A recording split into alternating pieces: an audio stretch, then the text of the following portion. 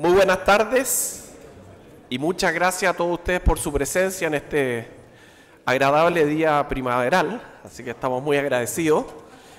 Y a nombre de Chile 21, Libertad y Desarrollo, Espacio Público y Centro de Estudios Públicos, quiero agradecer la presencia del ministro de las Express, Gonzalo Blumel, y del presidente del Senado, Carlos Montes, con un caluroso aplauso para ambos.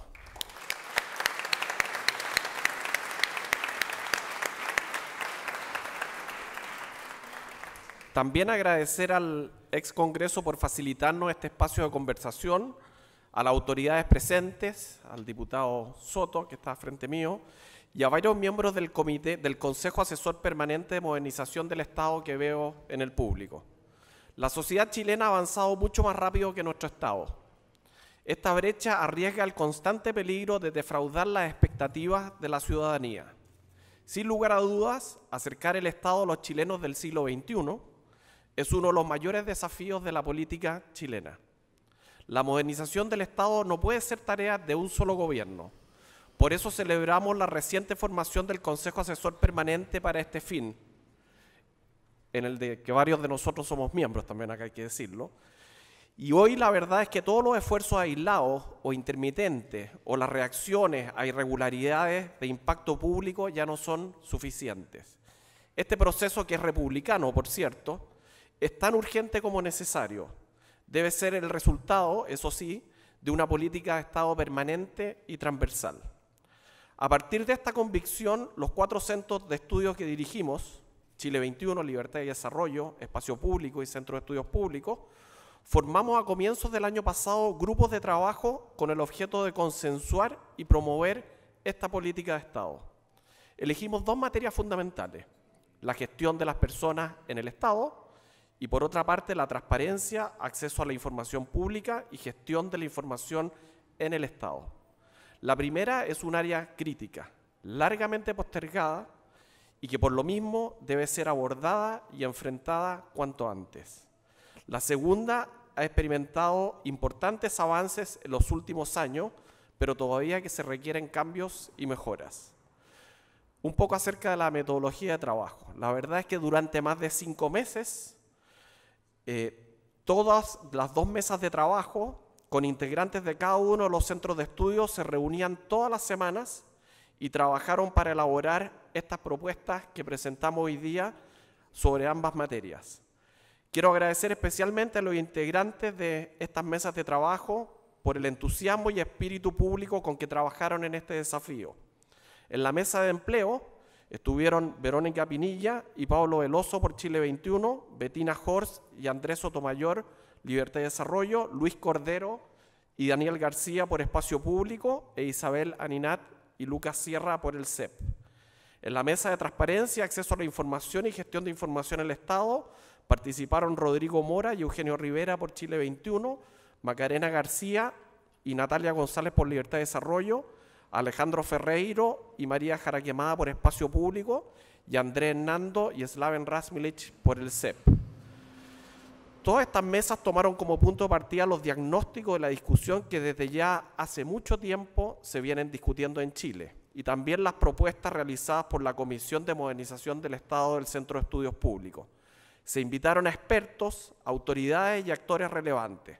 Por eso también es importante agradecer a Daniel Álvarez, Rodrigo Álvarez, Alejandro Barros, Jorge Burgos, Andrés Bustamante, Victoria Hurtado, Ramiro Mendoza, Delia Pizarro, Enrique Rajevich, doble agradecimiento porque participó doblemente en este esfuerzo, a Janet von, yo no sé pronunciar bien esto, Wolferstaff, Alejandro Weber, que está aquí presente, y Enrique París. Yo les pido un aplauso para todos ellos porque ellos son los gestores de este proyecto.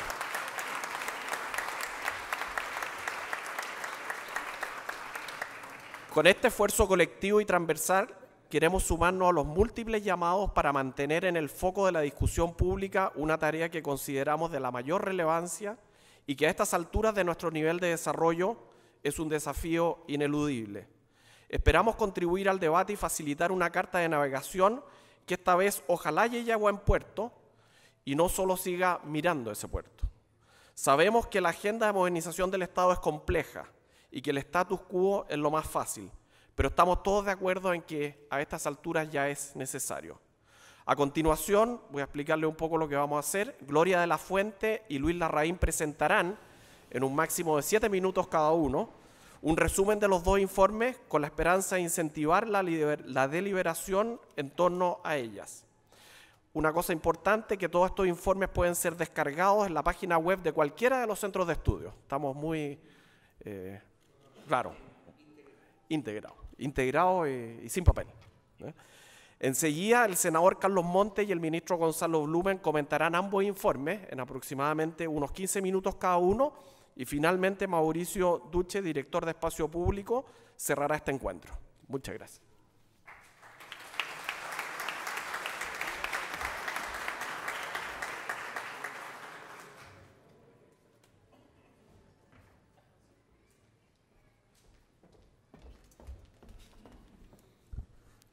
Buenas tardes, muchas gracias por estar acá, especialmente al ministro de la Presidencia, Gonzalo Blumen, y al dueño de casa, al presidente del Senado, don Carlos Montes. Saludar también a los directores de Centro de Estudios, a los investigadores que participaron y a todos ustedes. Tengo 7 minutos para contarles el informe, así que es un poco complejo.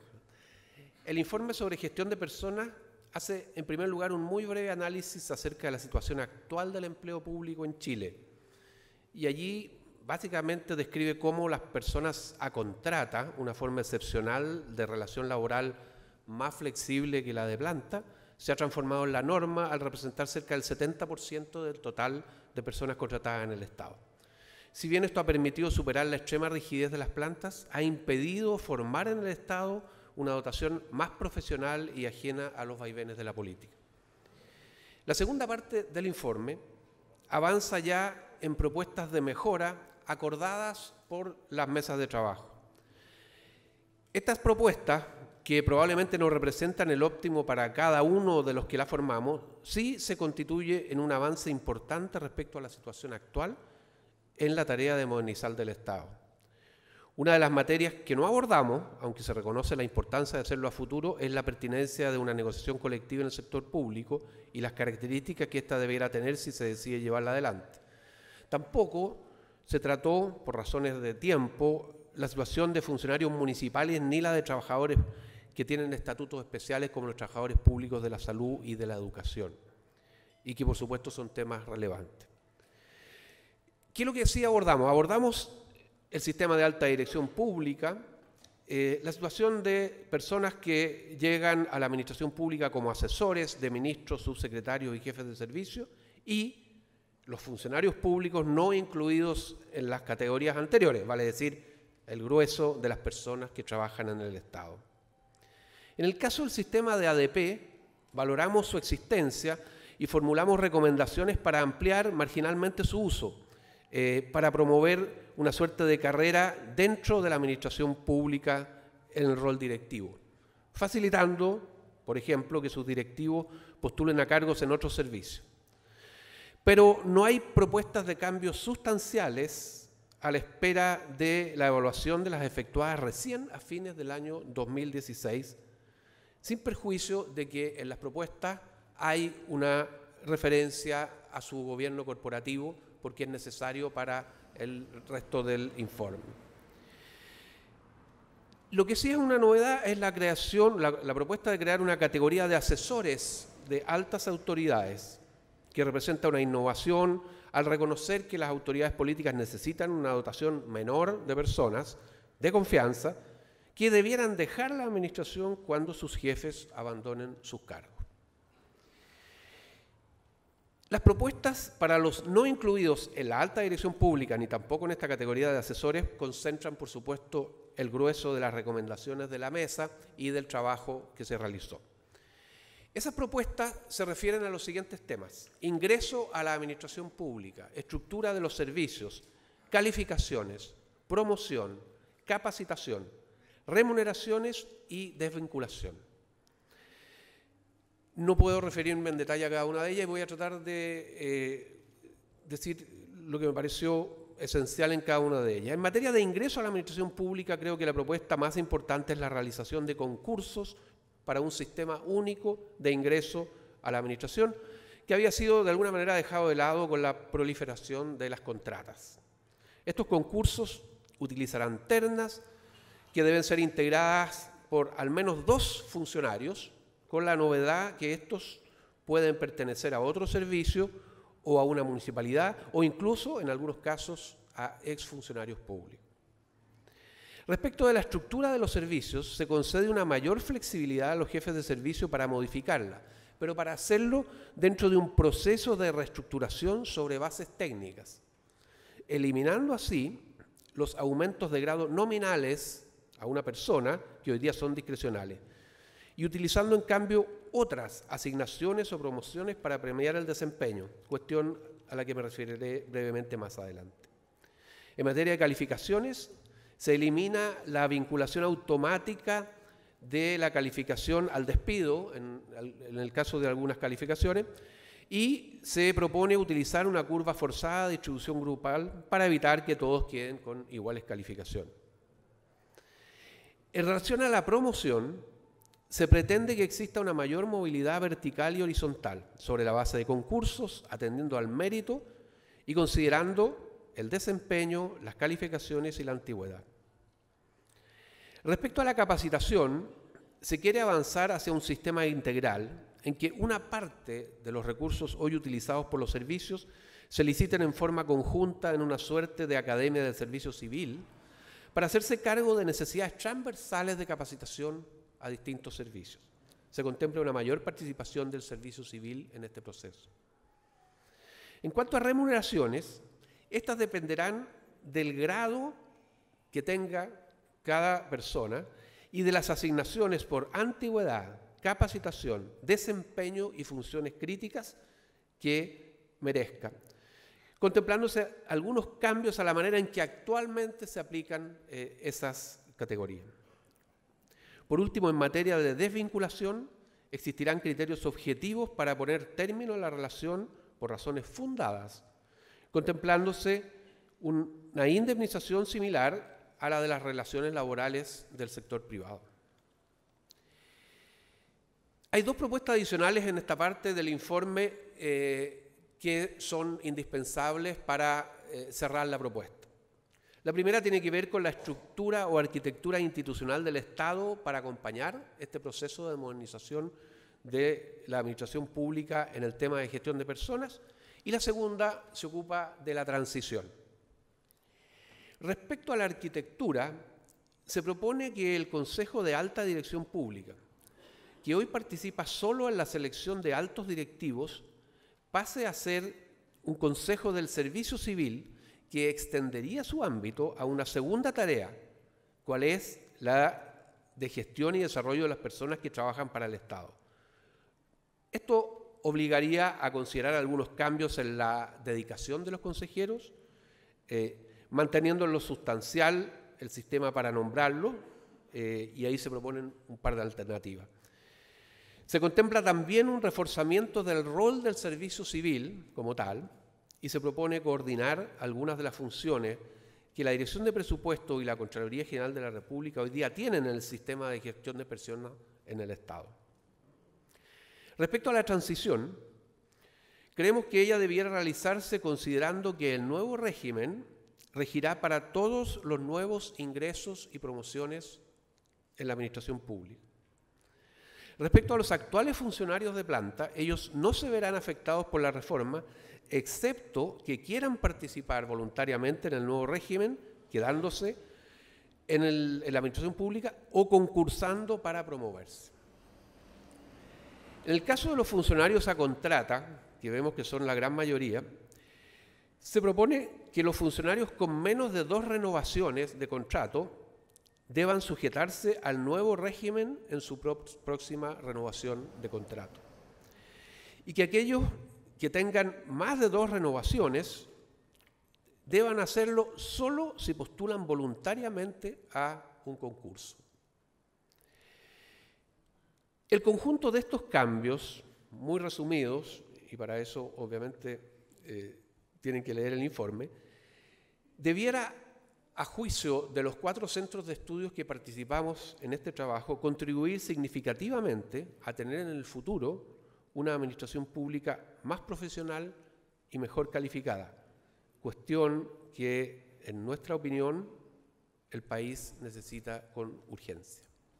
Muchas gracias.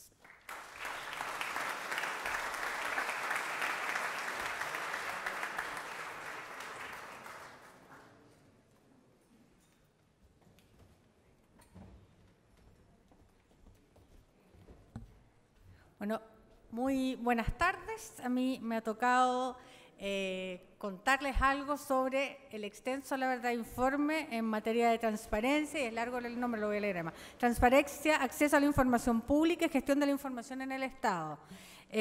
No puedo sino partir agradeciendo, la verdad, y particularmente la presencia, el esfuerzo y el compromiso de los expertos de todos los centros que participaron en esta tarea. Me tocó como presidenta de la Fundación Chile 21 mirar más desde lejos, porque además tenía que hacerlo por mi conflicto de interés. Yo soy miembro del Consejo para la Transparencia, entonces era evidente que no podía estar en la discusión ahí al centro, pero me tocó ver, como parte de quienes fue a exponer a este consejo, y también como parte de quien estuvo siguiendo permanentemente esta tarea, el compromiso de cada uno de ellos. Y me parece que es bien notable en un país donde además no necesariamente es fácil sentarse, llegar a acuerdos sobre determinadas materias, que haya un grupo de gente comprometida que se siente a generar este tipo de debates y acuerdos como el que vemos acá. Decía al principio que, y lo aclaro de inmediato, digamos, que mi rol, no solamente como presidenta de Chile 21, sino que como en este rol del Consejo para la Transparencia, me permitió también tomar cierta distancia, y veo también con cierto gusto y agrado que hay posiciones que a veces son diferentes respecto a las que el propio Consejo ha planteado, porque me parece que también eso abre oportunidades para el debate. Y creo que esto, por cierto, este lanzamiento hoy es un primer paso de aquello que también nos propusimos como centros de pensamiento, que es iniciar con esto un debate que ojalá nos acompañe durante este año y los años que vienen, porque es sustantivo y porque es necesario. Algunos temas que son parte de este informe, no voy a hacer un barrido extensivo de él, porque por supuesto es difícil en unos pocos minutos, pero sí algunas cosas que creo que están en el centro de la discusión, que son relevantes y que creo que pueden generar altos niveles de consenso en el futuro, y algunas cosas que creo que es importante probablemente discutir o profundizar. Primero, el tema de la reforma constitucional, que se establece en este informe, que básicamente lo que se establece es la necesidad de que exista un reconocimiento constitucional expreso al principio de transparencia de la información pública y el derecho a acceso a la misma, en los artículos 8 y 19, número 12 de la Constitución. Es consistente básicamente esto con el reconocimiento que el propio Tribunal Constitucional ha venido efectuando en los fallos a este principio, y refuerza, por cierto, el derecho a acceso a la información desde la perspectiva de un elemento tan relevante como, o un espacio tan relevante como la Constitución política de nuestro país.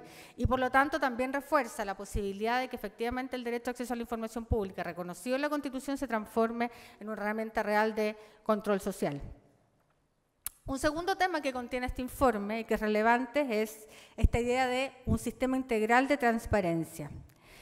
Lo que hace básicamente la propuesta es reconocer que debe avanzarse hacia equiparar y fortalecer las obligaciones de transparencia para los órganos autónomos constitucionales, estableciendo mecanismos de garantía de este derecho, así como la fiscalización y sanción.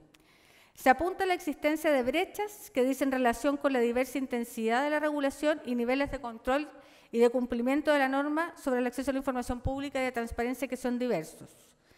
Se señala también que esto incidiría en la existencia de un sistema atomizado de cumplimiento de la Ley 20.285, que es algo que está expresamente en el informe y que queda más o menos en evidencia, además, a 10 años de la existencia de una Ley de Acceso a la Información que acabamos de cumplir, y que de alguna manera además muestra que esta atomización del sistema de pronto también genera dilemas para la propia jurisprudencia, ¿no? Respecto al portal de transparencia, lo que hace este informe es básicamente estar de acuerdo con aquello que el portal para la transparencia esté de alguna manera reconocido por la ley. Se reconoce en el informe la importancia de que se reconozca legalmente este portal y que todos los organismos obligados deban publicar su información, además del sitio web respectivo. Asimismo, el documento, nuestra propuesta, lo que hace es valorar que esto se contemple en el proyecto de ley presentado recientemente por el Ejecutivo de la Ley de Transparencia 2.0. La diferencia, el matiz tal vez de esta propuesta en particular es que podría estar bajo la tutela del Consejo para la Transparencia, se señala, y no como en el fondo se establece en el proyecto actual, y eso es una cuestión, por cierto, materia de debates próximos.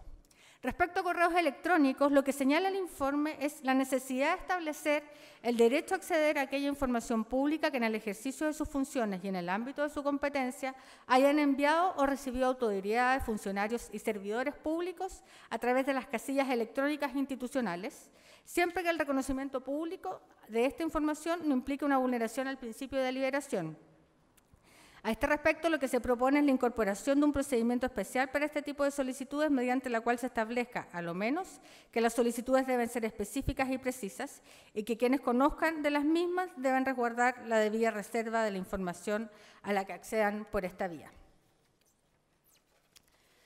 Otro de los temas relevantes es el tema de la transparencia fiscal, tema que además ya está en la discusión del proyecto de ley de transparencia 2.0 que mandó la actual administración al Congreso. El informe nuestro lo que señala es que existen falencias en cuanto a los formatos y de nivel de debate respecto a la información presupuestaria. En este sentido, lo que se hace es entregar recomendaciones respecto a publicar la ejecución del gasto público en formato de base de datos y estar completamente disponible para el escrutinio público en formatos digitales que además sean reutilizables. En general, es bien positiva la propuesta de mejorar la información contenida en los informes financieros que acompañan los proyectos de ley, y esta es una propuesta adicional que tiene que ver con estos mismos temas, de entregar de manera más sistematizada la información relativa a las autoridades municipales y regionales. Algunas otras cuestiones que están contenidas en el informe que es importante considerar, y voy a pasar más o menos rápida sobre ellas porque creo que son aquellas cosas que en las que se puede abrir un debate adicional que quisiéramos además impulsar. Sobre la idea de la Comisión de Transparencia del Estado y las direcciones de transparencia, que es algo que en el informe se valora de manera muy positiva, es importante discutir sobre si el principio de evitar la fragmentación del sistema coincide o no coincide con esto, o más bien habría que impulsar una nueva manera de mirarlo, y son parte de las discusiones que están ahí instaladas en el informe y que de alguna manera tratamos de resolver. De la orgánica para el Consejo para la Transparencia, lo mismo, a propósito de que el informe reconoce explícitamente de manera adecuada algo que de alguna manera también se ha ido asentando en los últimos, probablemente en el último año, y que tiene que ver con que el órgano competente para reconocer tanto el acceso a la información pública como la protección de datos personales tiene que ser el Consejo para la Transparencia, y por lo tanto hay ahí una competencia que de alguna manera se establece en este órgano, y lo que hace el informe básicamente apoyar y ratificar aquello de manera adecuada. Existencias diferenciadas respecto a la orgánica en general del Consejo, y paso rápido por eso. Existencia de salas diferenciadas para la protección de datos personales y derecho a acceso a la información pública, que es lo que parte importante del informe señala. Son parte de las cosas que probablemente tenemos que discutir, lo mismo que la integración del Consejo por parte del director ejecutivo, y son parte de las discusiones que son importantes de considerar, considerando la naturaleza diferente del nombramiento de los propios consejeros respecto a las direcciones en general de estos consejos. Algunos otros temas en los que se debe seguir avanzando, porque creo que ya se me va acabando el tiempo. Primero, una cosa que también está en la discusión hoy en día del proyecto de ley de transparencia 2.0, pero que probablemente es importante profundizar, y tiene que ver básicamente con el principio general del lenguaje claro. Esto que es una discusión que se ha ido instalando no solamente a nivel de los órganos que ven temas de transparencia, sino que en general en el Poder Judicial y en otras instancias que han estado propulsando o impulsando la idea del lenguaje claro. La idea es que efectivamente el proyecto de ley el día de mañana incorpore de manera mucho más explícita y haga más operativa además la discusión sobre el lenguaje claro, toda vez que se trata de temas además que están vinculados directamente a la ciudadanía, los intereses de la ciudadanía, y sobre todo aquello que implica ejercer control social. En materia de transparencia proactiva, por ejemplo, poner a disposición para la inspección pública registros que están en el fondo, o cosas que se han ido solicitando más de una vez y que finalmente constituyan cuestiones que están consideradas como parte de la transparencia activa. Y por último, una cuestión que señala el informe de manera importante y que es parte de las discusiones que va a ser importante dar, además a la luz de la discusión sobre la Ley de Transparencia 2.0 y que tiene que ver básicamente con la ampliación de las categorías de obligaciones de transparencia activa para otros organismos que no son hoy día sujetos obligados. Con ello me refiero a los sindicatos, a las empresas privadas que prestan servicios de utilidad pública, por ejemplo, y el informe se hace de alguna manera cargo de la necesidad de abrir esas discusiones sin necesariamente cerrarlas, que es parte de los debates del futuro, a los sindicatos, a los gremios en general. Básicamente se trata de poner a disposición del público aquellas materias que van más allá de las mencionadas en el artículo 7 de la Ley de Transparencia, en función también de la naturaleza de estos organismos. Creo que sin más traté de hacer una síntesis de la mejor manera posible respecto a los contenidos de este informe y creo que sin duda en el marco de una discusión que está latente, que es vigente en materia de protección de datos y en materia de transparencia, esto va a ser un aporte fundamental a la discusión. Muchas gracias.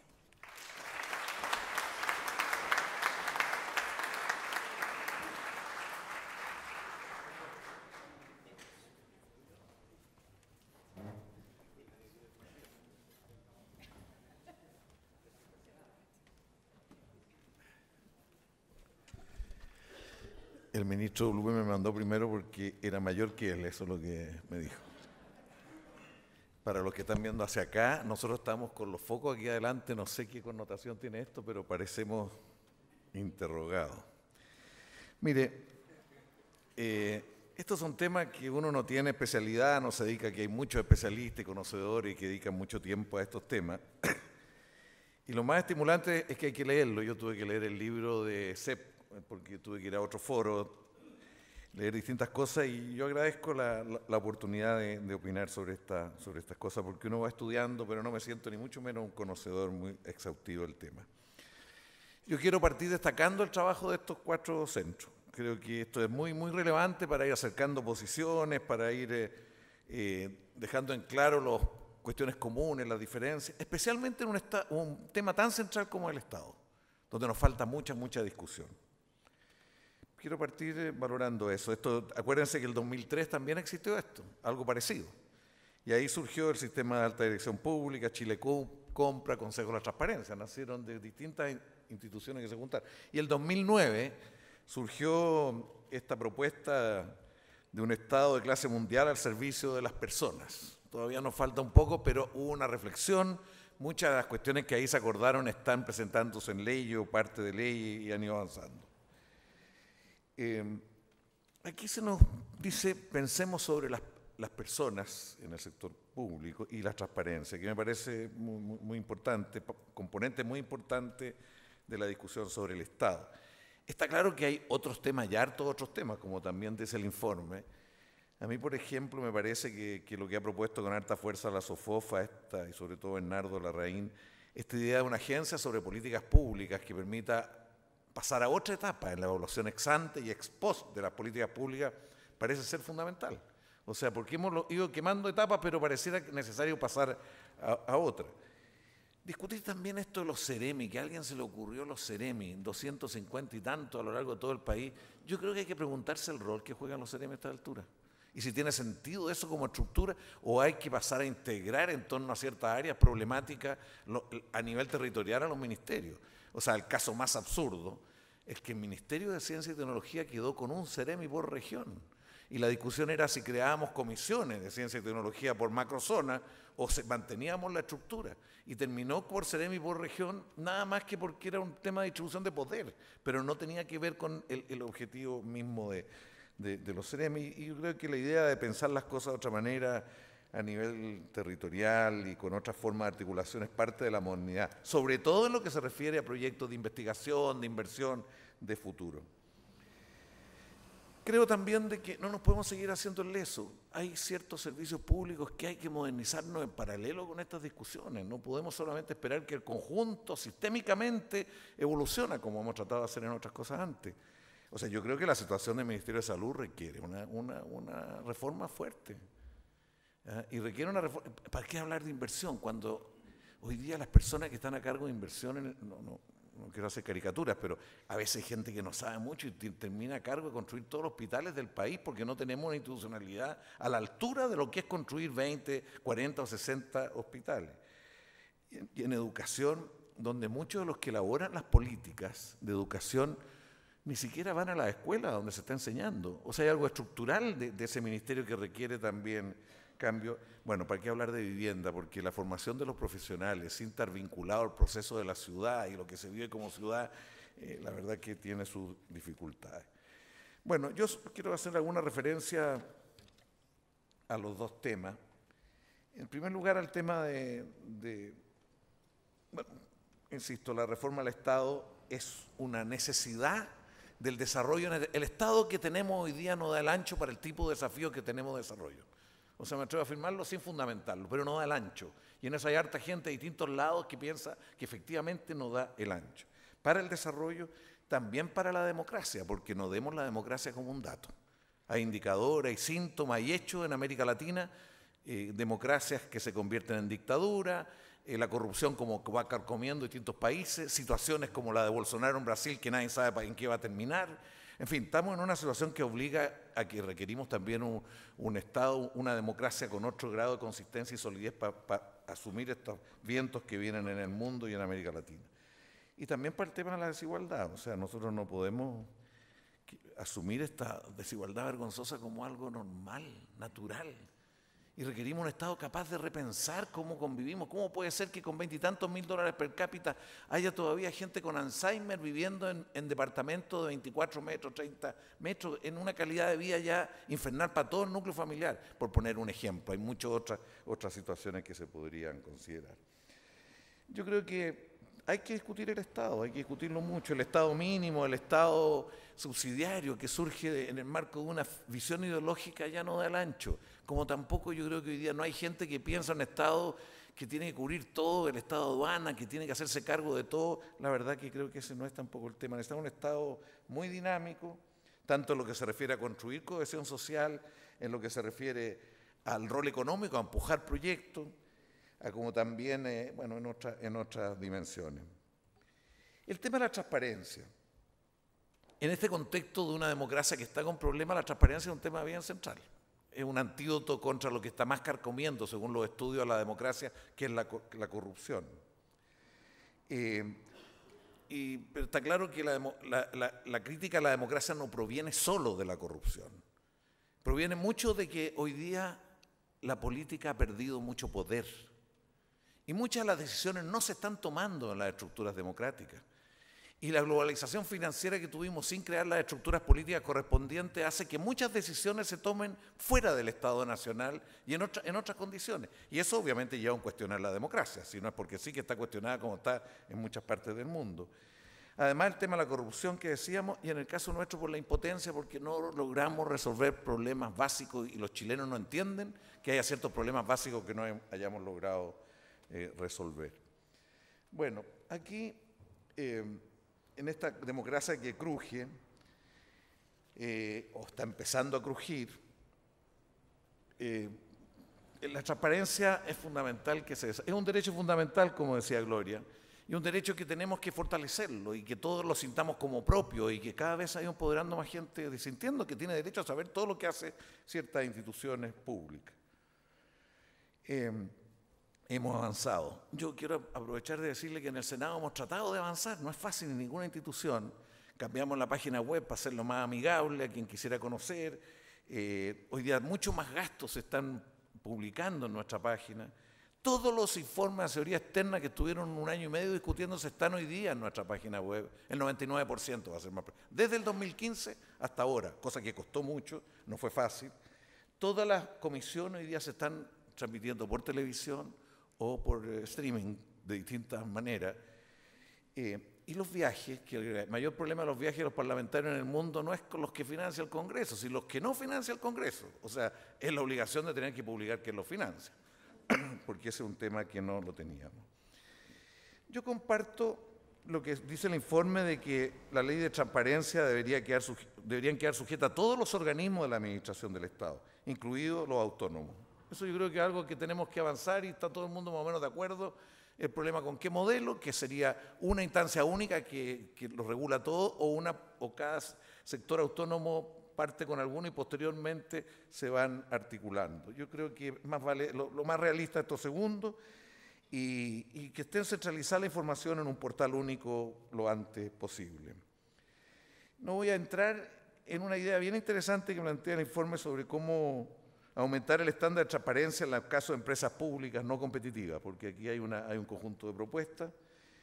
Yo creo, y en esto me detengo, creo que podemos avanzar en algunos aspectos que se han eludido. La necesidad de transparencia en entidades privadas que ejercen funciones públicas, o sea, la AFP, la ISAPRE, las cajas de compensación, por poner 3 ejemplos, debieran estar dentro de las normas de transparencia porque lo que administran son recursos de todo, fundamentalmente la AFP y las cajas de compensación.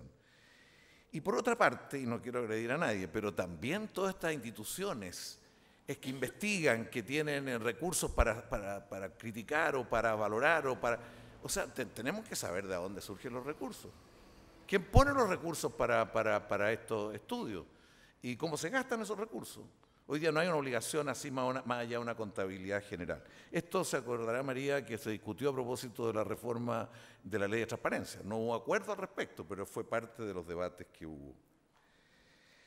Bueno, otra cuestión que parece importante de transparencia, que aquí de distintas maneras está mencionado, es el tema de la transparencia fiscal. Chile ha avanzado harto en tener una institucionalidad y procedimiento estandarizado y los niveles OCDE nos han ido exigiendo. Pero hay harta subjetividad y discrecionalidad para determinar ciertas cifras en muchos casos.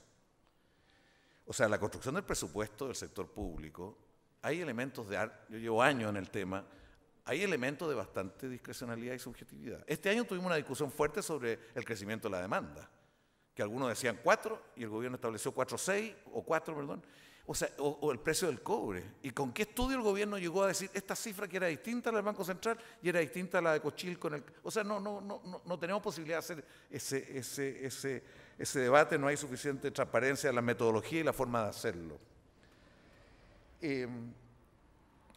Bueno, aquí hay 2 cuestiones clave para esto. El Consejo Fiscal Autónomo, que se acaba de aprobar, o falta un trámite nomás, una cuestión. El Consejo Fiscal, llegó un proyecto de ley al Congreso y en el Congreso se dijo, pucha, qué raro esto, pero aquí esto es para asesorar al ministro de Hacienda. ¿Qué sentido tiene un Consejo Fiscal Autónomo para asesorar al ministro de Hacienda? Y se levantaron distintas iniciativas para que el Consejo fuera más autónomo y no fuera tan predeterminado por el Ministerio de Hacienda, por la Presidencia de la República. Quedó a medio camino esto. Pero yo solamente les quiero señalar un ejemplo. Si nosotros nos dicen el costo de la reforma previsional son 3.500 millones de dólares, ¿cómo puede el Parlamento llegar a saber cómo se llega a configurar esa cifra? O el informe financiero en su conjunto. En muchos países, este Consejo Fiscal Autónomo responde por igual al Parlamento que al Ejecutivo. Y por lo tanto el Parlamento tiene posibilidad de acceder a ciertos antecedentes, a ciertas cifras, para estar en el debate.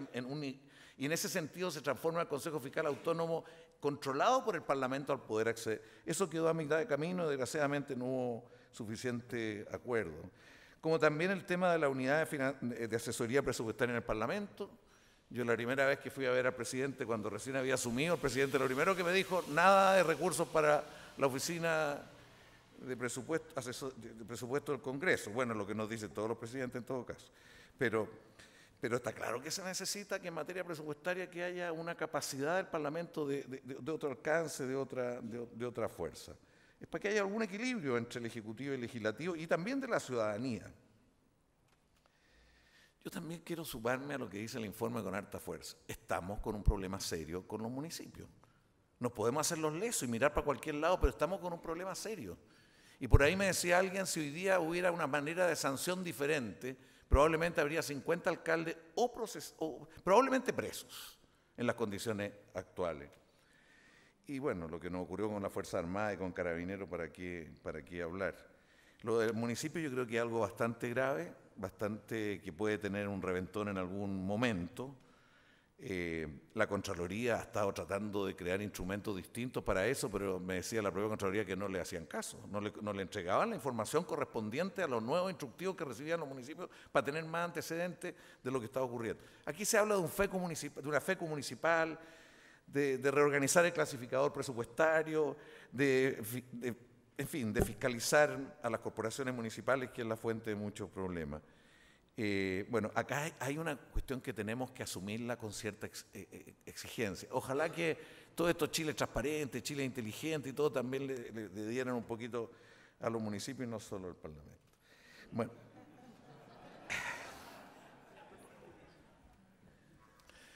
Bueno, yo quiero reiterar una cosa. Hoy día en el Parlamento el problema no es de información, sino que es de la calidad de la información. Y para la ciudadanía también. Si uno lo pueden ahogar con información en cualquier momento, es la calidad de la información y la oportunidad de la información. Si la información llega desordenada, bueno, los que trabajan en el Estado saben cómo se hace esto. O sea, a veces cuando no quieren entregar la información de una manera que se procese adecuadamente, hay maneras de hacerlo.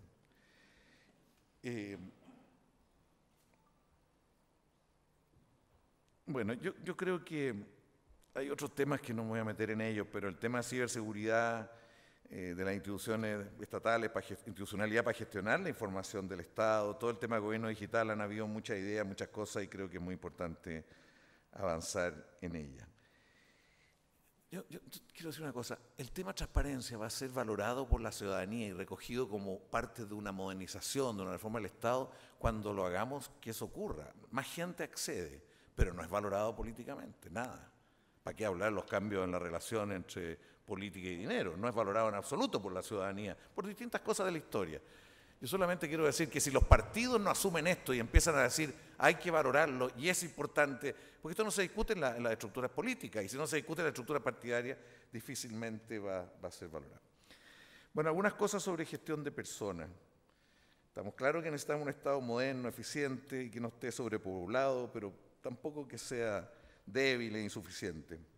Aquí lo decía Luis, la relación contrata-planta, estamos con 2,4 contratas por cada planta y eso va cada día empeorando más. A mí me encantaría que esta parte de gestión de personas conversarla mucho más y pensé incluso llamar a Raúl de la Puente, porque estos son debates que llevan mucho tiempo, no parten con estos informes, llevan y se han buscado distintos caminos, distintas maneras y tienen distintas reacciones y genera distintos tipos de problemas, pero que son temas necesarios de discutir, yo creo, muy importante. O sea, la situación de los contratos y especialmente de los honorarios, las condiciones laborales son vergonzosas también. O sea, que eso no debiera existir, que no tengan salud, que no tengan previsión, que no tengan... O sea, eso no debe seguir existiendo, hay cosas muy urgentes. Y además significa que con la manera que se está entrando mucha gente, no está entrando por el mérito, no tiene las evaluaciones, lo que se dice. Sobre la alta dirección pública, no me atrevo a hablar mucho porque está Rodrigo Gaña de atrás, pero esto discutimos mucho en la ley, muchos distintos aspectos, de distintas maneras, y yo tengo la impresión de que la reforma dio un paso importante. No todo lo que quería Salvador Valdés, pero dimos un paso importante. O sea, tenemos 3 niveles, el nivel de discrecionalidad política absoluta, reconocerlo como tal, el nivel de discrecionalidad política dentro de parámetros técnicos y cargos de nivel claramente técnico. Algo ocurre que todavía permite darle un carácter político a cargos que no son tan políticos. O sea, realmente cuando sacan forzadamente a personas en ciertos roles, eso era posible en el gobierno anterior, pero de acuerdo a la ley hoy día debiera haber habido un conjunto de dificultades para hacerlo, pero igual se está haciendo. Yo veo en el Ministerio de la Vivienda, por ejemplo, se echa a las únicas personas que saben de quién es mi barrio, de un conocimiento acumulado, de gran conocimiento y de gran solidez. Bueno, y se le ocurrió a la jefa que tenían que irse y se van. O sea, una pérdida para el Estado inmensa. El problema es que requiere una evaluación no solo técnica, requiere una evaluación global, lo que significa al Estado perder cuadros de ese nivel y características. Yo creo que en eso probablemente tenemos que precisar y fortalecer esta ley a partir de toda la experiencia. A mí me parece muy bueno que se haya incorporado el banco de candidatos y las precalificaciones. Esto de tener un banco directivo disponible debiera abaratar mucho las cosas y además permite trabajar con más gente. Yo creo que en gestión de personas nuestra principal falencia está en 2 materias. Como dice el informe, en la ausencia de una carrera directiva. O sea, hay gente muy talentosa que está en un edificio, en un servicio pequeño, en una repartición pequeña, que debería tener la posibilidad de acceder a otros servicios, a cumplir roles a partir de su aprendizaje y una suerte de carrera. Aquí se establecen ciertas ideas de cómo construir esa carrera directiva y creo que hay que tratar de profundizar y buscar la manera de hacerse con gente ya probada, que pase de algo más complejo a algo distinto. Y el otro tema es todo el tema de la capacitación y el seguimiento. Muchas gracias. El tema de la capacitación, uno ve que podría ser muy superior con los recursos que hay, ¿eh? Y se requiere una política más consistente en muchos servicios. No quiero generalizar, pero lo que yo he visto en general, aquí hay poco desarrollo en materia de capacitación y también en seguimiento. Cuando se discutió, y Javier Echeverri se acordará, la primera vez la alta dirección pública tenía un doble rol, selección y seguimiento. Ese era el primer proyecto que uno lo que participó en hacer. Tenía tenía selección de cuadros y por otro lado seguimiento. El tema de seguimiento ha avanzado muy lentamente, hay algo. Muchas veces a los jefes de un servicio les cuesta decir que esa persona no está haciéndolo bien y es bueno que haya un elemento más objetivo y eso no falta. Se puede hacer mucho más en el servicio civil en todo eso. Lo que se dijo, no lo voy a repetir, la regulación de los asesores clave. Yo creo que es muy importante que se les exija mayor nivel, más productividad en ámbitos más precisos que participen, que quede clara la misión que tienen los asesores porque ha aumentado mucho, salvo en el Ministerio de la Presidencia, pero en general los asesores han aumentado. Bueno.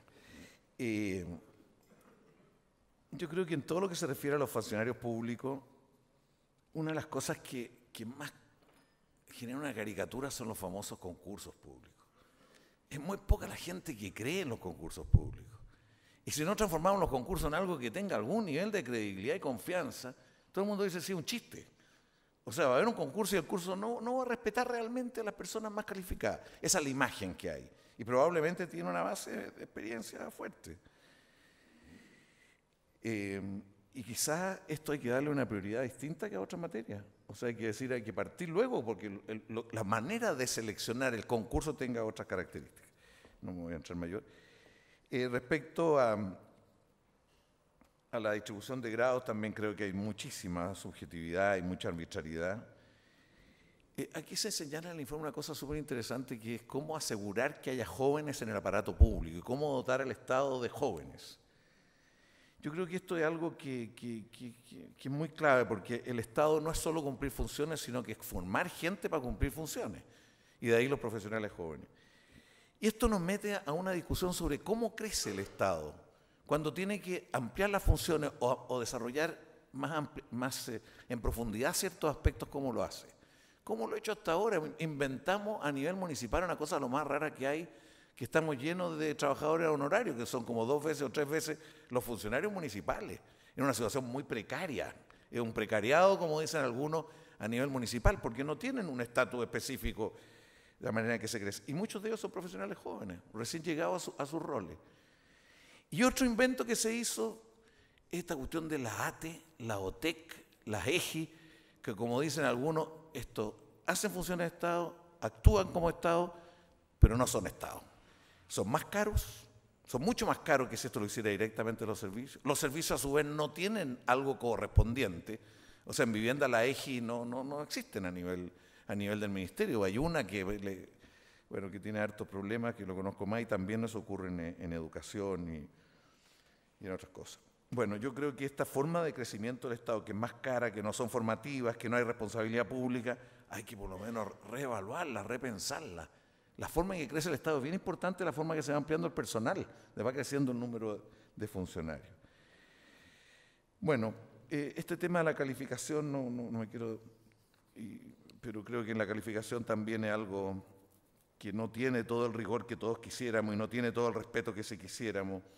Y en el informe dice que no hay que ligarlo tanto a ciertas remuneraciones, a ciertos roles, sino que más bien evaluación para mejorar la función. Es lo que se dice que debe priorizarse, cosa que a mí me parece interesante como una variante. Obviamente que todos estos cambios que aquí se plantean no tienen ninguna posibilidad de ser realidad si no es con los funcionarios públicos. Si no lo sienten propio, no se discute, no se procesa, pasa a ser parte de un cambio también cultural, porque esto no es solo un problema funcional. O sea, requiere revalorar el rol del Estado, revalorar el rol de los funcionarios. Bueno, yo creo que, dado todo esto, creo que el trabajo conjunto de estos centros de estudio puede expandirse y potenciarse mucho. Obviamente que lo que está detrás de todo esto es que tenemos que ir construyendo una cierta visión compartida del Estado. O sea, yo reitero, nadie quiere un Estado omnipresente que ahogue, reemplace la iniciativa privada, pero tampoco un Estado inerte, incapaz de satisfacer necesidades. O sea, requerimos un Estado moderno, suficiente, eficiente, con iniciativa, que sea capaz de articular. Y quizás, como hoy día se discute en todos lados, un Estado capaz de plantearle desafíos nacionales al país.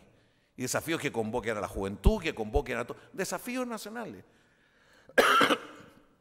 Y no para un gobierno. Esto requiere una perspectiva de más plazo. Y estamos en una coyuntura que nos requiere pensar Chile a 10, 15 años. O sea, jugarse solamente a un gobierno, puramente con la conducción del gobierno todo, la verdad que nos da una limitación bastante grande en este sentido. Y esto nos falta. Todavía no hay un espacio de discusión con una perspectiva un poco más de tiempo, porque el Estado requiere operar y proponer en esa perspectiva. Yo creo que aquí hay una visión que quiere que el aparato estatal responda a la modernización actual y una visión que tiende a limitarlo a corregir fallas de mercado y corregir ciertos obstáculos. Requerimos un Estado bastante más potente que eso en construcción de cohesión social y en muchas otras dimensiones.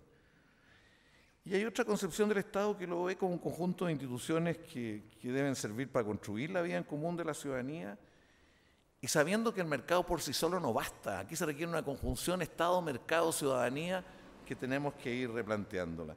Fíjese, nos vamos a meter en un tremendo enredo con la reforma del gobierno interior, desde mi punto de vista. La elección de gobernadores regionales va a generar una situación que no estamos en condiciones ni siquiera de decir esto es lo que va a ocurrir, pero obviamente esto va a generar un desequilibrio fuerte.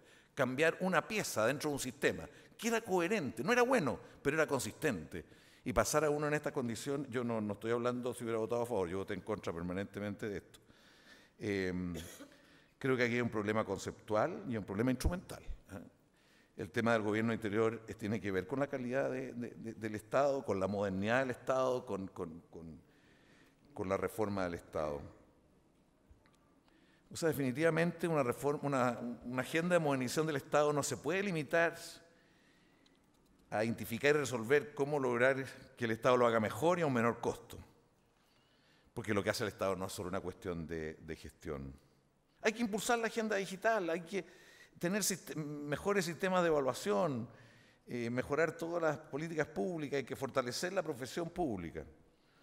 Pero hay que tener claro qué tipo de Estado queremos construir y con qué perspectiva. Y eso tiene que ser una visión compartida. Y en la historia no hemos tenido una sola visión del Estado, hemos tenido distintas visiones. Yo solamente un ejemplo antes de terminar. Hoy día tenemos 10.000 millones de dólares en franquicias tributarias que estimulan al mercado, distintos sectores, muchas de las cuales surgieron en otro contexto para otro objetivo. Y uno dice, ¿por qué no parte de esto? Lo orientamos a incentivar una industria doméstica de energía solar como tiene Bélgica y muchos países, que en las casas se genera energía solar, lo que se consume en la casa está bien y el resto se mete en la red.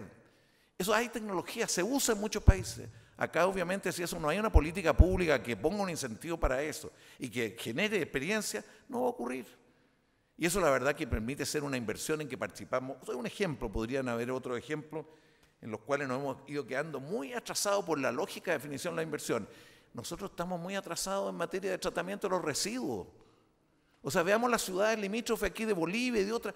¿Cuántas ciudades ya tienen tratamiento de residuos, producen energía a partir de los residuos? Y veamos cuál es nuestra situación. Bueno, yo termino diciéndoles que se requiere desarrollar una visión común y compartida sobre el Estado que necesita Chile, no un Estado mínimo y subsidiario, sino un Estado que cope todo, sino un Estado que tiene la capacidad de cumplir ciertos objetivos y ciertos desafíos nacionales y proponerlos. Yo quiero felicitar a quienes elaboraron estos dos informes, sugiero que los leamos, sugiero que se discuta en la NEF, por ejemplo. Tenemos un encuentro el próximo jueves acá de la NEF a propósito de la reforma previsional y esperamos que este tema también se ponga y se estimule un debate, porque esto requiere que los funcionarios también lo sientan muy propio y se sientan protagonistas de ello. Muchísimas gracias a los que elaboraron este informe. Muchas gracias.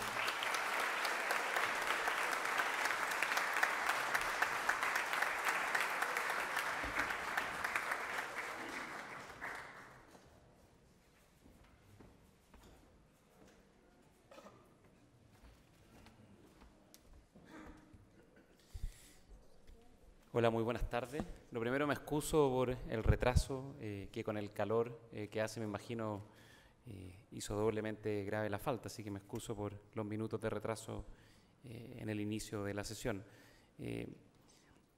Lo otro, algunos comentarios previos rápidos antes de entrar en detalle de estos dos informes, o de este informe en general, porque son como dos partes.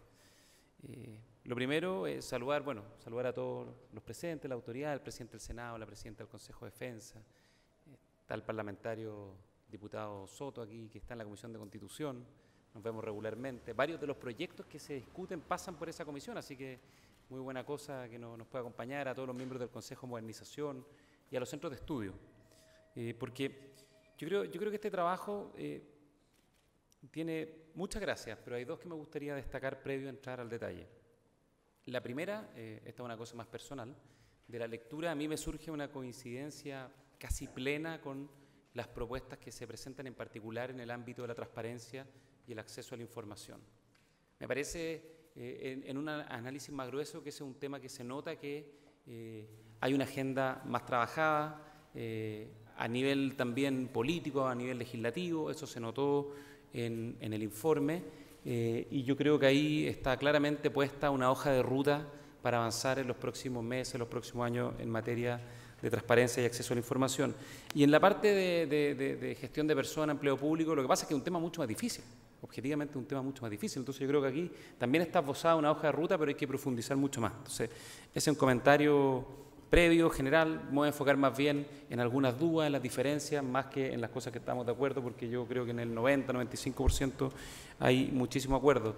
Y suscribo lo que dijo el presidente del Senado, recomendación para todos los que queremos a las instituciones públicas, al Estado, leer el informe, porque hay un tremendo aporte en estos documentos.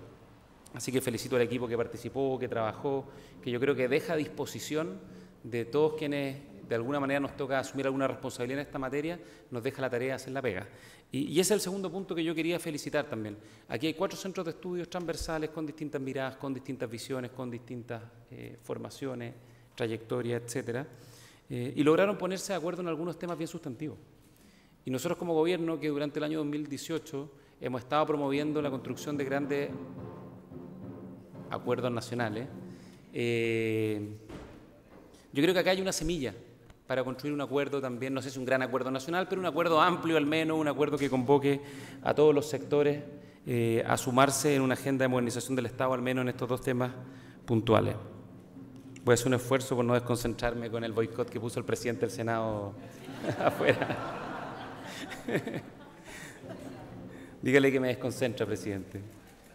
Entonces, yo creo que eso es bueno. 4 centros de estudio transversales, miradas distintas, ponen aquí una semilla para un acuerdo amplio en materia de modernización del Estado, que hay que profundizar con más gente, con más miradas, pero también con otras materias. Hay varias materias que quedaron ausentes y hay un tercer comentario.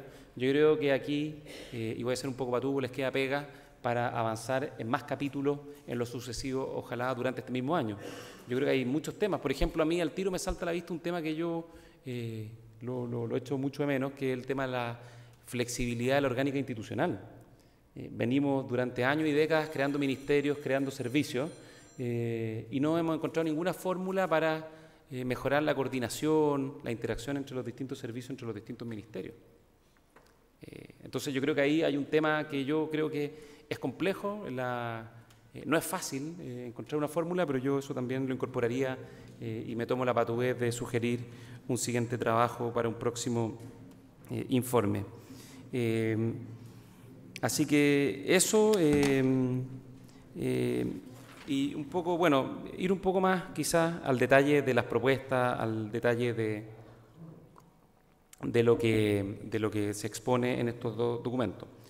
Lo primero, yo creo que hay un diagnóstico que es compartido, que estamos todos de acuerdo, lo voy a hacer muy rápido porque creo que no tiene mucho sentido extenderse, pero es bueno tener un diagnóstico compartido sobre ciertas premisas porque eso nos permite al menos saber que tenemos un problema y tomar una decisión sobre avanzar.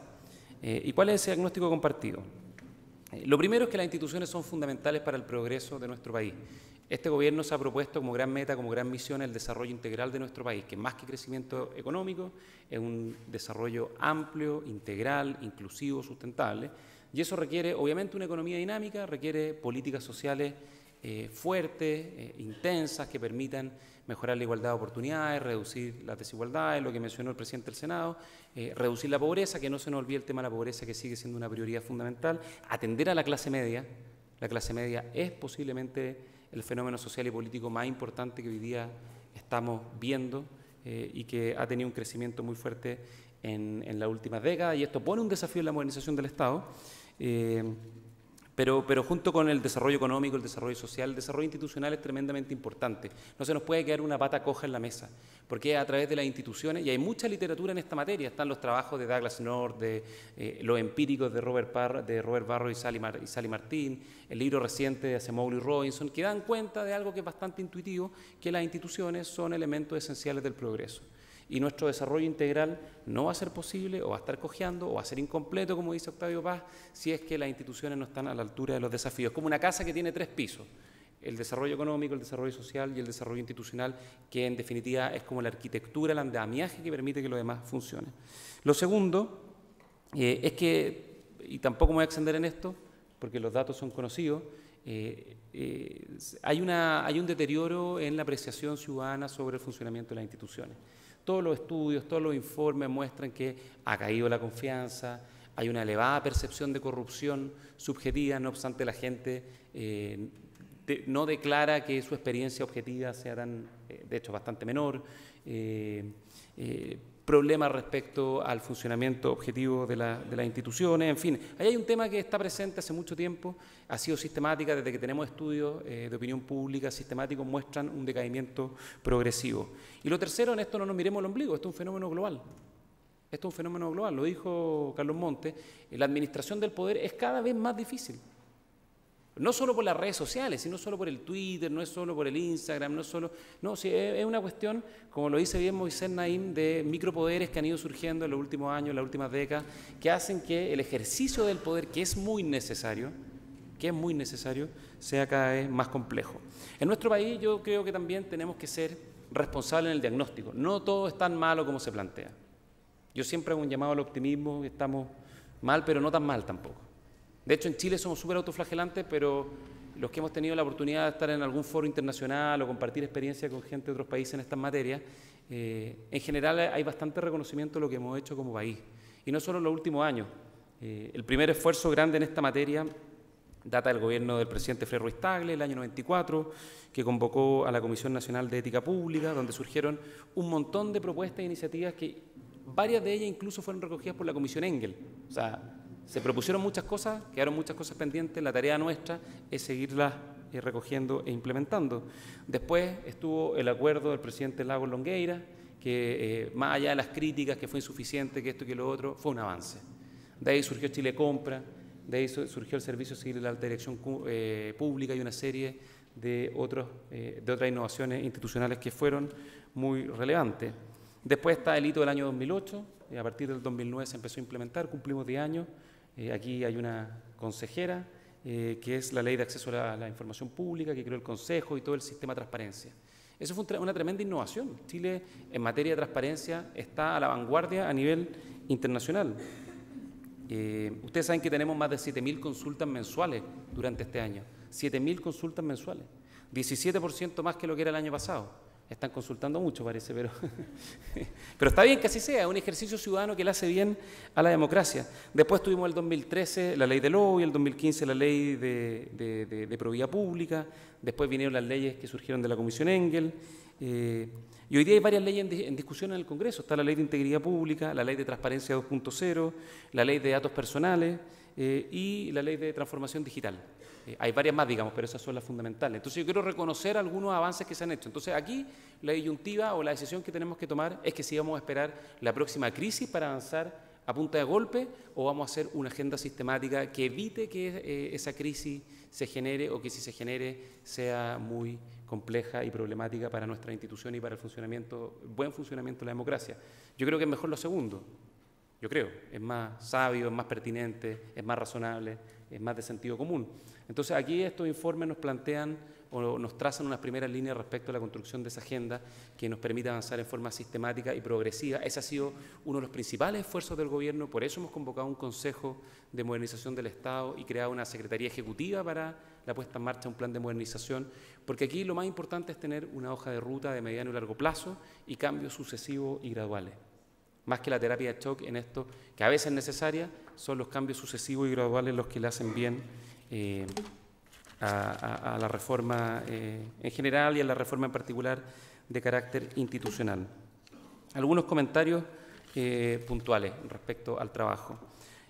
Respecto a acceso a la información pública y transparencia, lo primero es constatar con gran alegría que la agenda que se propone está absolutamente en coincidencia con lo que está proponiendo el gobierno del presidente Piñera en esta materia. Ahí está la reforma constitucional para consagrar el derecho de acceso a la información pública. Hay algunas dudas respecto a si se plantea o no con recurso de protección, pero que se consagre en la Constitución ese de derecho como un derecho fundamental es una cosa que la compartimos, coincidimos, le pedimos ayuda al presidente del Senado porque eso está en la comisión mixta, falta un empujoncito adicional y vamos a tener ese derecho consagrado en nuestra Constitución. Lo segundo está el proyecto, vamos a pedirle varias ayudas al presidente, que son varios proyectos, así que traigo el petitorio. Segundo está el proyecto de ley de protección de datos personales que se está viendo en la Comisión de Constitución del Senado, está trabajando, está avanzando. Ahí se recogen varias cosas en el informe que es bastante coincidente con lo que propuso el gobierno en materia de fortalecimiento del Consejo de Alta Dirección Pública, el tratamiento de los datos personales, etcétera.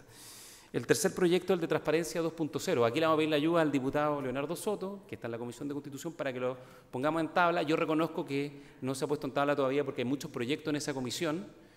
Pasamos de la sequía a la tormenta, como dicen algunos. Estamos discutiendo las reformas del Sename, la reforma de los notarios, varias más, pero tenemos que discutir, yo creo, este 2019, la Ley de Transparencia 2.0. Es súper necesaria, hay algunos puntos donde en el informe se plantean coincidencias, los voy a mencionar, otros donde hay diferencias, pero eso en sede legislativa lo vamos a resolver.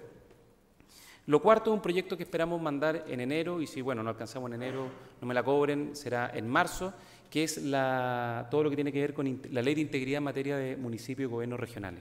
Estamos trabajando firme en eso, hemos venido trabajando también con las municipalidades, porque yo fui funcionario municipal, yo de repente creo que se le carga un poco la mata al mundo municipal como si fuese el peor de los mundos, que tiene problemas, por cierto, pero también hay muchos municipios y funcionarios municipales que hacen bien la pega, que son abnegados y que en condiciones muchas veces más complejas que la administración central del Estado realizan su labor día a día.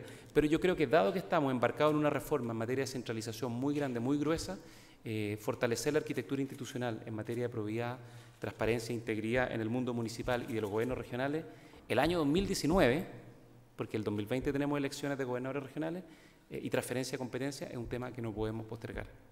Y es un tema que lo vamos a tener que impulsar y tramitar con muchísima agilidad. Después hay propuestas en materia de transparencia fiscal y presupuestaria y gestión de la información. Algunos comentarios respecto a estos puntos. Voy a ser muy breve en aras del tiempo y de que todos ustedes tienen que regresar a sus hogares.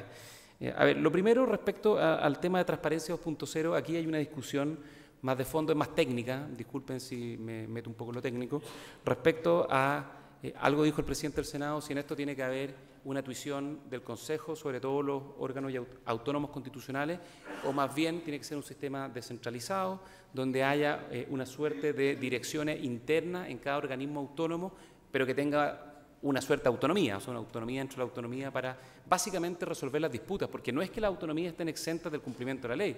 Acá el punto es cómo se resuelven las controversias cuando no se cumplen las obligaciones de transparencia activa o pasiva.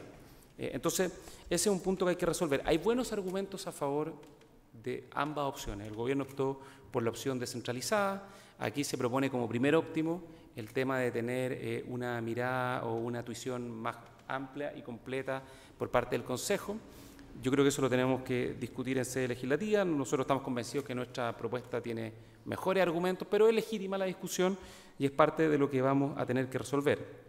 Porque la opción centralizada tiene bastantes dificultades objetivas, entonces ese es un tema que lo hemos conversado incluso con los autores de este informe. Hay preguntas que no tienen respuesta sencilla. Después, se recogen las mejoras procesales que trae el proyecto de ley, que yo creo que eso es valioso, la creación del portal de transparencia del Estado por ley.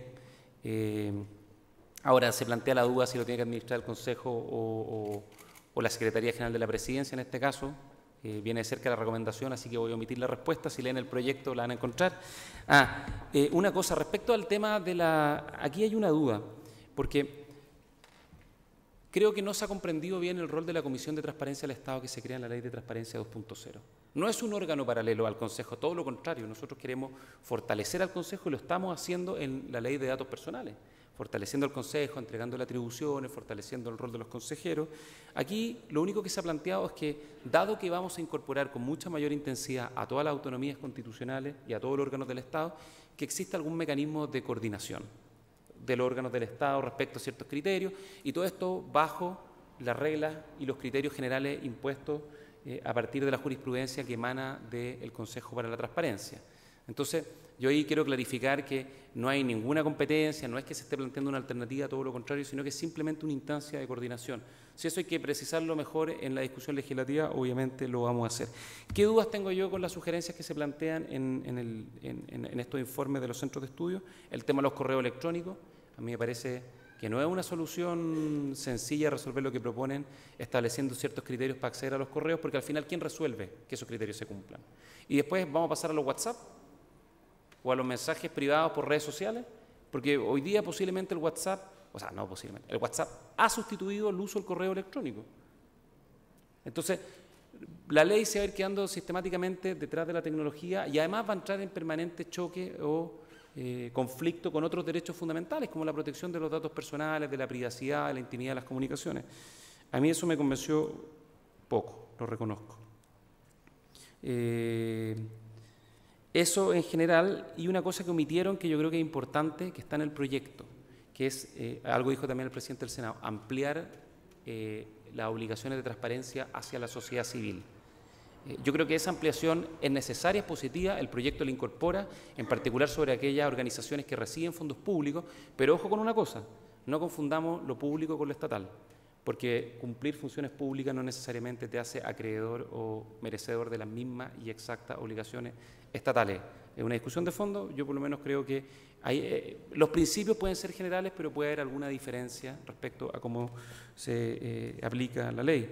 En el tema de las empresas públicas dieron buenos ejemplos de por qué diferenciar las obligaciones respecto a cierto tipo de empresas, respecto a las empresas y los órganos del Estado. Así que yo creo que ahí hay un tema que es importante, pero que hay que mirarlo con cuidado. El segundo punto, ya lo señalé, el tema de los municipios y gobiernos regionales. Vamos a enviar un proyecto de ley en esta materia para fortalecer las obligaciones de transparencia, de probidad, para incorporar mecanismos de selección de alta dirección, que no necesariamente tiene que ser igual a lo que tenemos en la alta dirección pública para el primer nivel, porque es costoso, es engorroso. Hay que pensar un mecanismo, y yo creo que el que se ha hecho en educación a nivel municipal ha funcionado razonablemente bien, va a tener que ser más bien en esa línea, pero yo creo que es absolutamente indispensable, y ahí es muy importante la propuesta que hacen en este informe respecto a crear un sistema de información común municipal, una FECU municipal, una ficha estadística común para los municipios. Porque hoy día el principal problema de los municipios es que, como son organismos descentralizados y autónomos, cada uno tiene su sistema de información, cada uno tiene su plataforma. Entonces, por ejemplo, lo que se hizo en la ley del lobby, de tener una plataforma compartida a la cual todos los municipios se pueden subir, es una buena alternativa. Lo mismo en los sistemas de información, como la creación de una FECU municipal. Entonces, en este proyecto de ley que nosotros queremos tener listo ahora en enero o durante el primer trimestre de este año, queremos extender y fortalecer las obligaciones de transparencia, de probidad, incorporar la creación de una FECU municipal, incorporar también la selección de altos directivos en los municipios y los gobiernos regionales, que es un tema que se ha discutido mucho y se ha venido postergando. Y lo otro que yo creo que está pendiente en materia de gobiernos regionales y municipales, una mejor regulación en materia de responsabilidad fiscal, especialmente ahora que viene todo este proceso de descentralización. Mayores derechos, por cierto, pero también con mayores obligaciones, en particular en materia de responsabilidad fiscal. Me salto el tema de la gestión de la información, salvo por un comentario que reconozco que me dolió del informe. En el informe, no me acuerdo exactamente en qué página, puede ser la 29, se menciona que el Estado carece de un ente coordinador de peso frente a sus pares para hacer una gestión digital eficiente.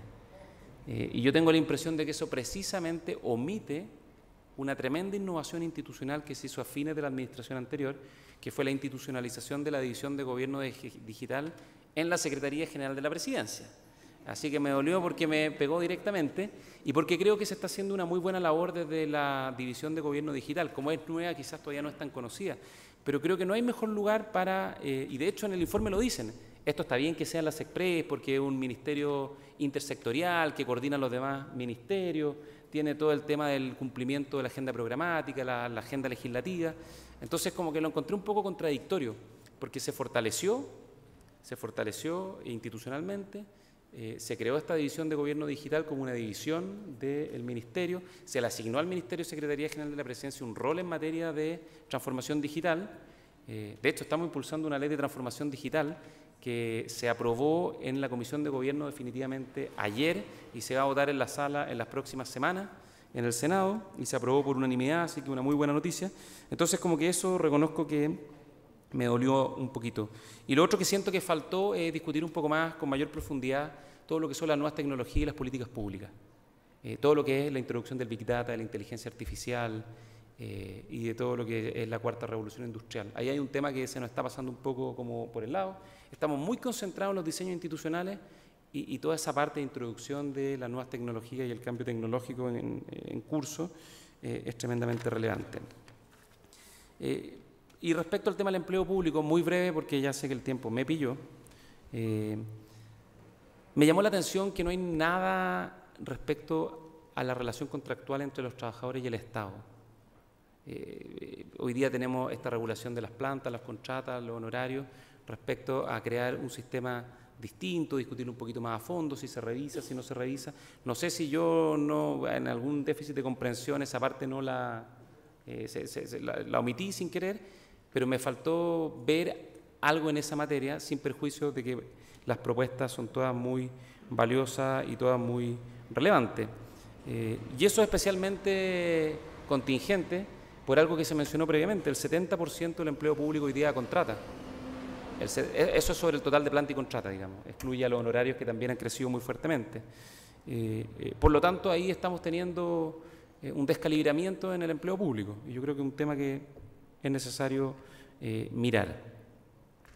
Junto con eso, han habido, y se menciona en el informe, dictámenes de Contraloría y fallos de la Corte Suprema que también han rigidizado la contrata. O sea, la contrata que tenía un carácter transitorio y flexible, hoy día no es ni transitorio ni tampoco flexible.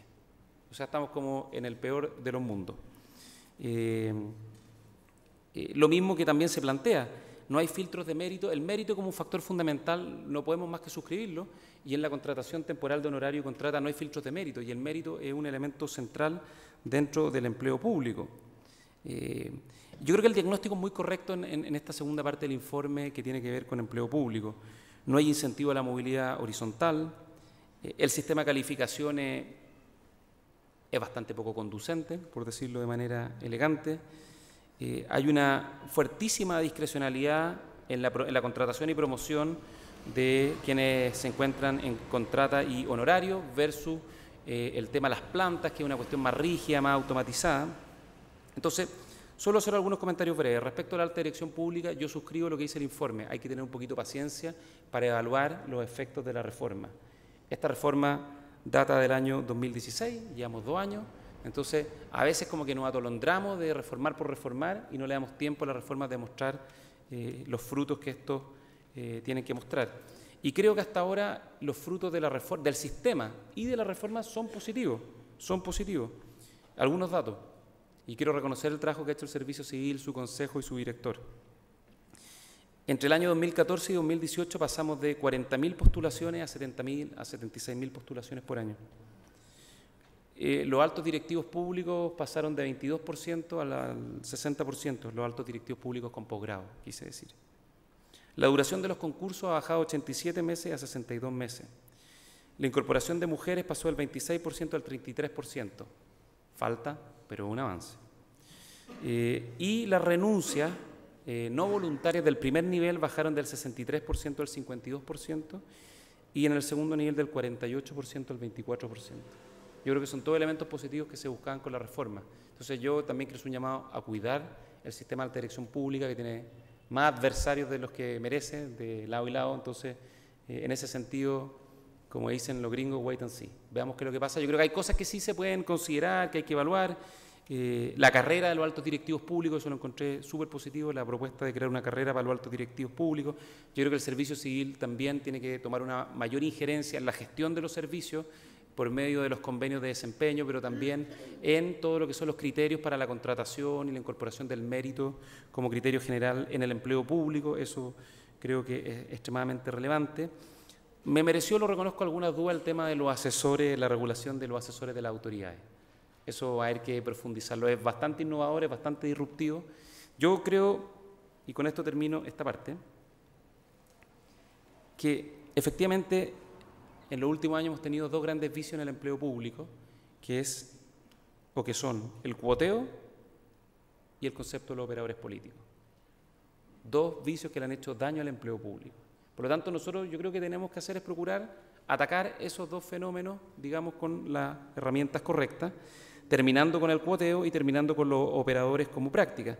Pero eso no significa despolitizar necesariamente el servicio público, ni significa, en definitiva, o sea, lo quiero poner de otra manera.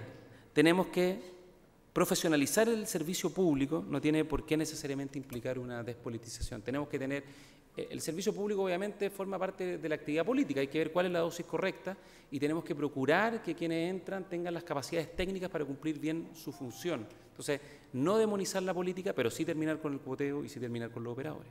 Y eso hay que verlo con los instrumentos que sean más apropiados.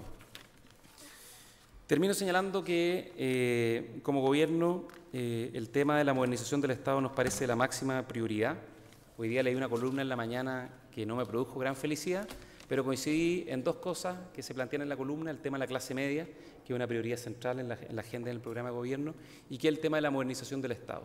Por lo menos nosotros tenemos un máximo compromiso con eso.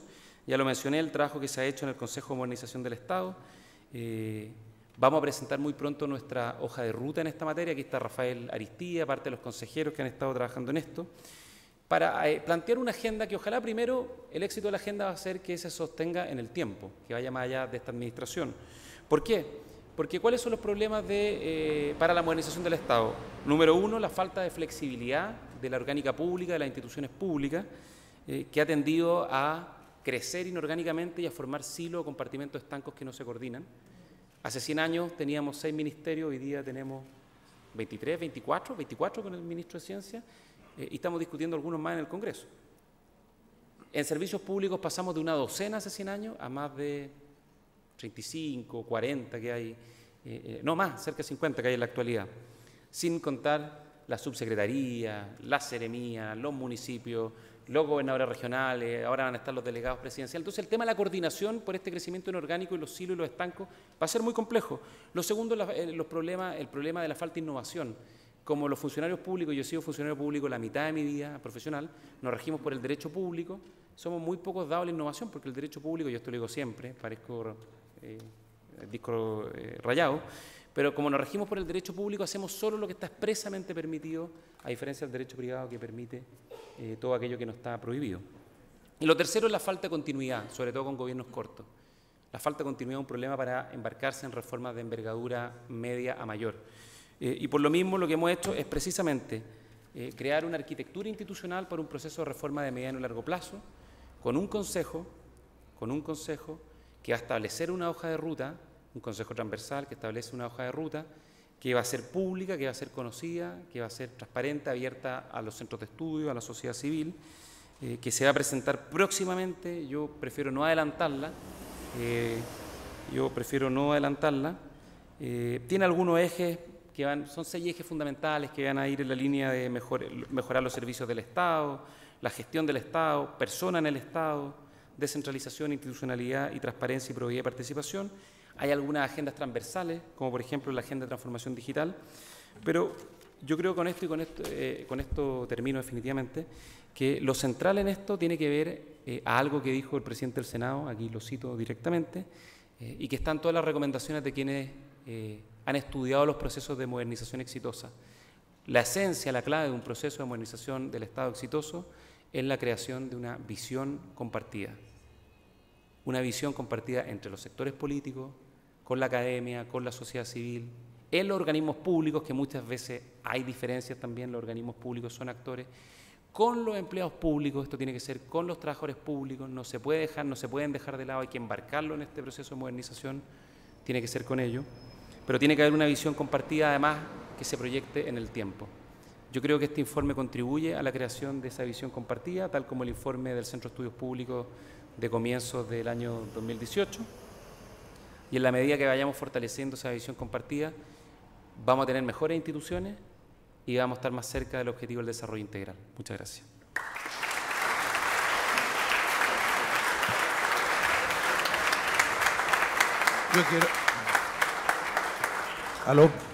Yo quiero hacer una pequeña acotación, que comparto totalmente lo que dijo el ministro Blumen en el sentido de que usar el término despolitización en 2, 3, 4, 5 partes de informe hace daño, porque un buen funcionario público no es el despolitizado, no es aquel que no tiene opinión sobre los problemas nacionales, no tiene opciones. Imagínense a cualquiera de las 4 acá, señoras, damas, que no fueran politizadas. O sea, un funcionario público tiene que jugarse, tiene que tener ética y valores. Creo que el término está mal usado y aquí habría que cambiarlo. Nada más. Perdona, Mauricio. Sí.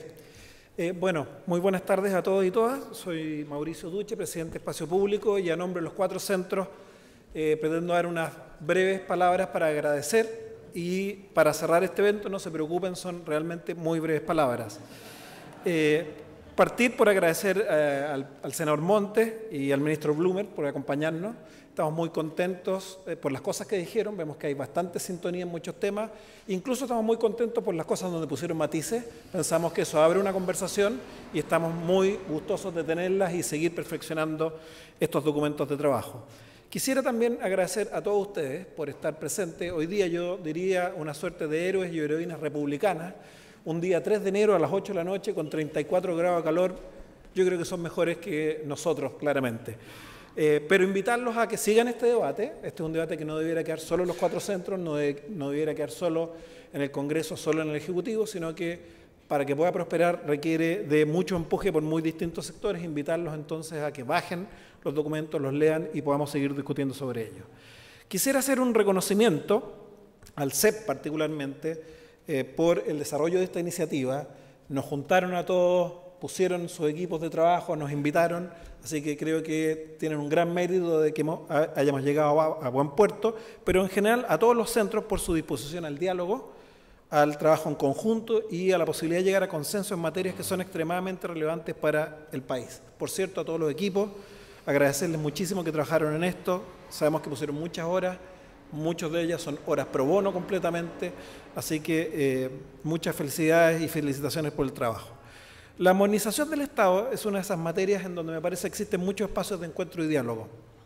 Más allá de las naturales diferencias que tenemos de perspectivas y soluciones en muchos de los problemas, este trabajo nos demostró que hay también un enorme espacio para avanzar en conjunto en propuestas que pueden representar una mejora significativa de la situación actual. Modernizar al Estado, en mi opinión, requiere de esto. Requiere de una mirada de Estado, requiere una capacidad de generar consensos importantes, tener urgencia para algunos cambios de corto plazo que hay que emprender, pero también una perspectiva, un norte de largo aliento, porque hay muchas cuestiones que se van a cocer a fuego lento.